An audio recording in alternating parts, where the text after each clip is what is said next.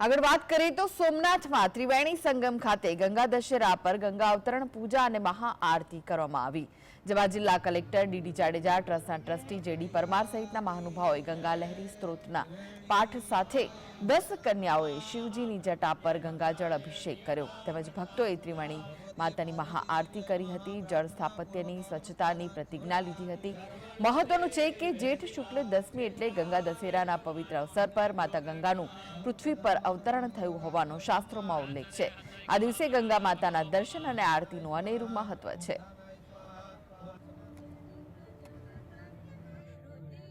ભાગ લેવાનો, પરિવાર સાથે ભાગ લેવાનો એક અમૂલ્ય લાવો મને પ્રાપ્ત થયો. આ બધા આપણા જે પ્રજાજનો છે એમની સાથે ખૂબ સરસ આયોજનમાં અમે આ લાભ લીધો.